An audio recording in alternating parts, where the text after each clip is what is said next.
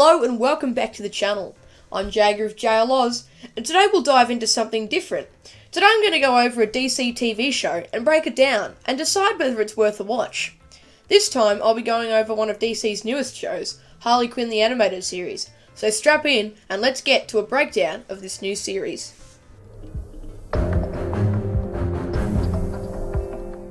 Harley Quinn is a two-season TV show that follows Harley Quinn and her antics after she breaks up with the Joker and tries to make her name for herself as an independent supervillain. She creates a team made up of her best friend, Poison Ivy, half-human, half-shark techspert King Shark, shape-shifting actor wannabe Clayface, and the short telepath Dr. Psycho. Other small members include Cyborgman, Frank the Plant, and Queen of Fables. Now, if you were looking for a kid-friendly, easy-to-watch show for you or your family, this show is not for you.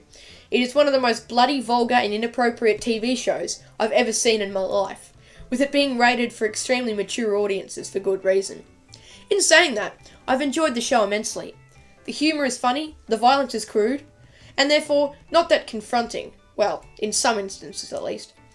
And this show really resurrected the character of Harley Quinn, who was sort of embarrassed during films like Suicide Squad and Birds of Prey, and made her a badass, funny character, and I think they did it right.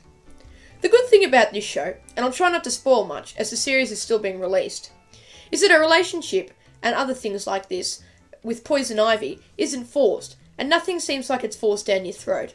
Sure, the show has some messages for its viewers.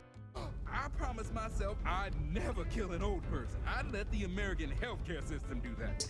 But it doesn't prioritise pandering to those who want a woke virtual signalling propaganda piece. And you feel like you can enjoy some light entertainment without having to think about hidden messages and the like. The show's characters are really unique and funny. Everyone has a role to play, and they all have such a distinctive quality to them that's never really been done before with their characters. And I'll give some examples.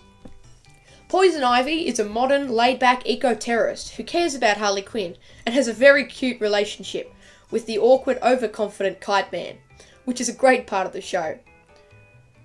The show takes an origin for Clayface and turns him into something really special.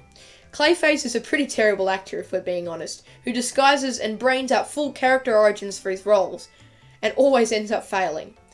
King Shark is a shy, tech-loving good guy, and I love his character, and Psycho is an irate midget with a foul mouth. This show does a great job with his characters, and it's one of the best parts of the show. The last point I'll make on what I love about the show is its voice cast.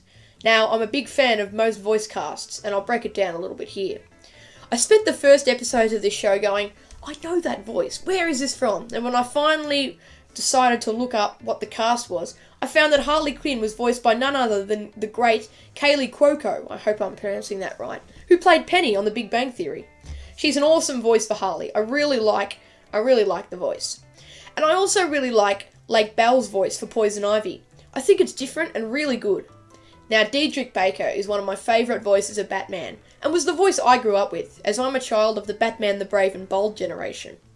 And I also like Christopher Meloni's Commissioner Gordon, who portrays him as a sad alcoholic, but still as a funny, confident cop. Overall, the show has a terrific voice cast.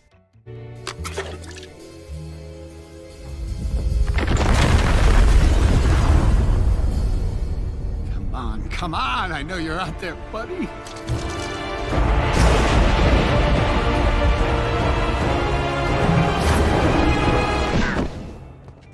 Robin!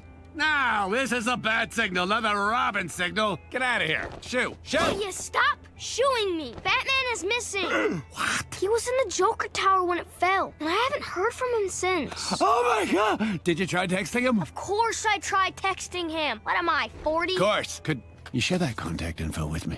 Yeah, he wouldn't like that. Plus, that would mean you'd have my info, too. Come on, the city's falling apart. We need Batman, damn it! He's gone, which is why I'm here, because I'm ready to take up the mantle. I'm Batman. Wah! Ow! That's thick plastic. Slipped. Can you just toss it back? There's a little left in it. Where are you, Batman?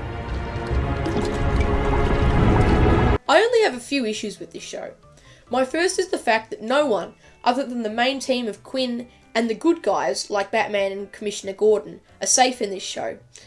The Justice League, Legion of Doom, and main villains don't even fall into this category, unfortunately, as they are removed rather quickly and without explanation, which is a bit of a pain as they're massive parts of the DC universe, and it's not doing those characters justice to just remove them like that, and it feels incomplete that these massive people and these massive villains and heroes are just gone. The second issue is its blatant not following of certain comic book characters' lore. The only time this show has really pissed me off came in the 8th episode of the second season, and I think you might know where I'm going here if you've watched the show. Mr. Miracle is one of the most underrated and powerful members of the DC universe. He's a new god, which means he's extremely strong, durable, fast, and has all the abilities that come with being a god-level superhero. Harley Quinn's average baseball bat would smash across his face like it did with Granny Goodness, and certainly wouldn't make him bleed. Too late. Hey, you're not allowed on stage. It was just in his dressing room. So, That was absolutely absurd when I saw that. The only explanation I could give for this is maybe this is a fusion between the human Shiloh Norman, Mr. Miracle, with the backstory of Scott Free, as that would explain why Harley Quinn could just take him out like that.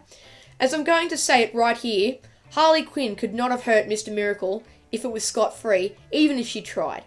Even if he was tied up, she still wouldn't be able to do it. He's extremely safe from baseball bats, and this could only be explained if it was a human Mr. Miracle, which I'd be fine with, because the only Mr. Miracle I really care about is Scott Free, as is the best one. Overall, I love the show, and will continue to watch it avidly in the future. Now, I didn't expect to be letting you know this now, but my favourite comic book character of all time is John Constantine, and I'm going to leave this here. If this show does anything bad with this perfect character, and does something stupid like they did with Mr. Miracle, my opinion will change, and this show will not be worth a watch. But this won't happen, so I'll say with relative confidence that Harley Quinn the animated series gets my stamp of approval and is definitely worth a watch. Thank you for joining me as we explored the new Harley Quinn TV series. I hope you enjoyed the video and consider giving the show a watch. Let me know in the comments which show you want to see a breakdown for next, as well as any other ideas for future videos. Make sure you like and subscribe to get your weekly dose of DC, from top 10 lists to movie reviews, and hit the bell so you never miss out on one of our videos. Take a look at my superhero origin video on Green Arrow and my movie review on Justice League: The Flashpoint Paradox, which will be at the end of the video in the end card. Subscribe to ISIS Hill 25 and Glider Guy, links in description. Have a great day, and I'll see you in the next video. Cheers.